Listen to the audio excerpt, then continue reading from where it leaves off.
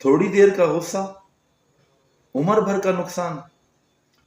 مزاج کے خلاف کوئی بات آ گئی تو دوسرے کو قتل کر دیا، نتیجے میں خود جیل بھگت رہے ہیں۔ معاشرے سے برداشت ختم ہوتی جا رہی ہے۔ بھائی نے مجھے کیوں مارا، باپ نے کیوں ڈانٹا، لہذا ایک نوجوان نے خودکشی کر لی۔ اسلام آباد میں دیکھ لیں، اعداد و شمار اٹھائیں، چھوٹی چھوٹی بات پہ طلاق اور عدالتوں سے طلاق۔ یہ سارے کے سارے مسائل کی بنیاد یہ ہے کہ ہم لوگ عدم برداشت کا شکار ہو گئے۔ ہمارے مزاج کے خلاف کوئی بات ہو جائے ہم سے برداشت ہی نہیں ہوتی، صبر ختم ہوتا جا رہا ہے معاشرے میں۔ لہذا یہ سوچیں، کیا میں خدا ہوں کہ کوئی میری بات نہ مانے، جیسے میں چاہوں ویسے ہوگا؟ کیا میں رسول ہوں کہ میری بات ہر بندہ مانے؟ نہیں، میں اور آپ ہم سب انسان ہیں۔ ہم جو چاہیں، ہماری ساری خواہشیں دنیا میں پوری نہیں ہو سکتی۔ خواہشات کے مکمل پورے ہونے کی جگہ جنت ہے، ہماری شان تو یہ نہیں ہے۔ تو لہٰذا اگر کوئی بندہ بات نہیں مان رہا تو اس کا یہ حل تو نہیں ہے کہ گولیاں کھا لی جائیں زہر کی، اور یہ کہتے ہوئے کہ خودکشی حرام ہے، میں سمجھتا بھی ہوں، لیکن چونکہ باپ نے مارا ہے مجھے، بھائی کے ساتھ میرا پھڈا چل رہا ہے، لہٰذا میں خودکشی کر رہا ہوں۔ شوہر مجھے ڈانٹتا ہے، مجھے روکتا ٹوکتا ہے، لہٰذا کیوں روکتا ہے، میں جا رہی ہوں عدالت اور طلاق لے لوں گی۔ کسی کو بھی اللہ کے حکم کی پرواہ نہیں ہے۔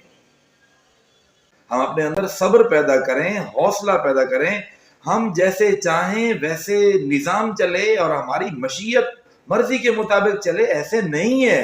وَمَا تَشَاءُونَ إِلَّا أَن يَشَاءَ اللَّهُ، تم جو چاہتے ہو ویسے نہیں ہو سکتا، جیسے اللہ چاہتا ہے ویسے ہوتا ہے۔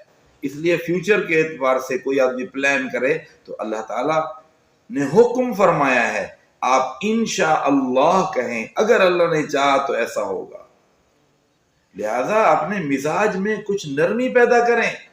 من یحرم الرفق یحرم الخیر کلہ، اللہ کے نبی نے فرمایا جو نرمی سے محروم ہے وہ ہر بھلائی سے محروم ہے۔ مزاج میں نرمی لے آئیں۔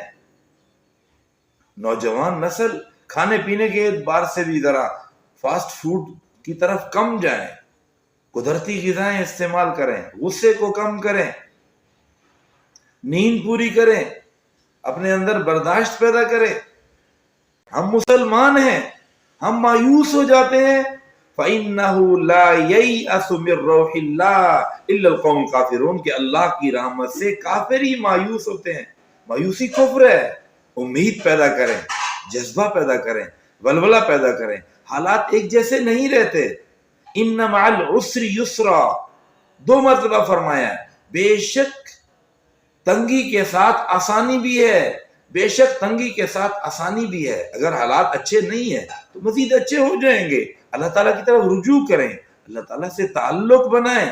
2 رکعت ایسے نفل پڑھیں جس میں تحیۃ المسجد، تحیۃ الوضو، صلاۃ الاستعانہ، صلاۃ الحاجہ اور صلاۃ الاستخارہ اور صلاۃ التوبہ، ان 6 نیتوں کے ساتھ 2 رکعت ایسے پڑھیں کہ اس میں سبحان ربی الاعلیٰ بھی زیادہ ہو، سبحان ربی العظیم بھی 7 مرتبہ آپ پڑھیں، بے شک 21 مرتبہ پڑھیں۔ اس کے بعد رو کر اللہ کے سامنے اپنے گناہوں کی معافی مانگیں، اللہ نے جو نعمتیں دی ہیں ان پر شکر گزاری کا اظہار کریں، اور پھر جو بھی آپ کو پریشانی ہے، اللہ اس پریشانی کا حل مجھے مل جائے، یہ پریشانی میری دور فرما دے، تو یقیناً اللہ تعالیٰ بڑے غفور الرحیم ہے، وہ ہم سب کی پریشانیوں کو دور فرمائیں گے۔ اللہ تبارک و تعالیٰ سے دعا ہے اللہ تعالیٰ ہمیں ڈپریشن اور ٹینشن کے ماحول سے نکل کر